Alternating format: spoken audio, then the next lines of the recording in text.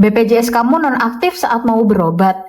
Ini yang harus kamu lakukan, tonton videonya untuk info selengkapnya. Video ini dipersembahkan oleh Arena Publik, informasi dari rakyat untuk masyarakat. Hai, halo teman-teman semua, kembali lagi di sini sama Mimin di channel YouTube Arena Publik. Wah, gimana nih kabar dari teman-teman semua? Semoga selalu sehat ya teman-teman.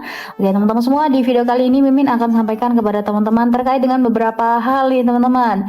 Nah, yang pertama di sini Mimin akan sampaikan yaitu kalau misalkan BPJS kita nonaktif saat mau berobat, apa yang harus kita lakukan gitu ya? Nah, kita mau berobat, BPJS kita nonaktif itu gimana? Karena kan di rumah sakit, di klinik, di puskesmas itu semuanya pertama harus daftar dulu dari mobile JKN ya teman-teman. Kalau misalkan BPJS-nya nggak aktif, ya berarti di mobile JKN juga nggak aktif nih. Contohnya seperti ini teman-teman. Nih contohnya seperti ini, kalau BPJS yang nggak aktif dia warnanya merah seperti ini teman-teman. Nah gimana cara menanggulanginya gitu ya. Nah perlu teman-teman ketahui alasan penyebab utama BPJS kesehatan itu non aktif itu karena tunggakan iuran bulanan mandiri atau PBPU ya, berakhirnya masa kerja atau PHK atau resign bagi pekerja PPU, datanya itu tidak valid atau ganda dengan Dukcapil. Nah gitu ya teman-teman, biasanya itu karena ada tunggakan iuran gitu. Kalau misalkan dari BPJS Mandiri itu ada tunggakan, berarti BPJS-nya otomatis nggak aktif selama 45 hari yang tidak pernah digunakan.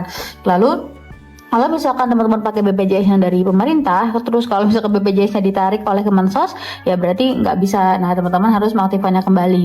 Kalau teman-teman mau mengaktifkannya kembali, itu harus bayar tunggakannya terlebih dahulu, gitu ya. Bayar tunggakan BPJS, teman-teman bisa lewat New Rehab Cicilan yang fitur-fitur yang dari BPJS. Terus teman-teman juga bisa bayar melalui aplikasi-aplikasi perbankan dan juga e-wallet seperti itu teman-teman. Jadi kalau misalkan nonaktif karena tunggakan iuran, teman-teman silakan cek terlebih dahulu total tunggakannya ya. Terus lagi bayar tunggakan, nanti langsung aja aktivasi. Jadi setelah bayar itu otomatis si BPJS-nya udah bisa digunakan kembali gitu. Kalau misalkan teman-teman itu BPJS-nya BPJS Mandiri gitu ya teman-teman semua.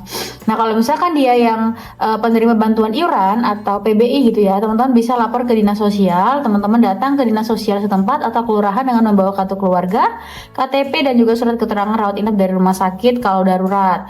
Terus lagi nanti ada reaktivasi dari pihak dinas sosial untuk memverifikasi atau mengaktifkan kembali melalui BPJS Kesehatan.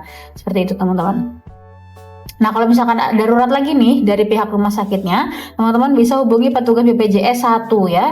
Cari petugas BPJS 1 si pembantu yang berada di rumah sakit untuk verifikasi dan solusi cepat gitu teman-teman. Biasanya di rumah sakit umum daerah itu pasti selalu ada di bagian resepsionis, di sebelahnya ada yang melayani dengan BPJS. Teman-teman seperti itu ya caranya yang harus teman-teman lakukan ketika BPJS non-aktif teman-teman dan mepet banget nih mau berobat gitu ya teman-teman. Oke, mungkin sekian informasi yang dapat Mimin sampaikan. Semoga dapat bermanfaat untuk teman-teman semua. Jangan lupa like, komen, dan share terus video kita supaya teman-teman gak ketinggalan update video-video terbaru lainnya. Dan sampai jumpa di video-video kita selanjutnya. Bye-bye teman-teman.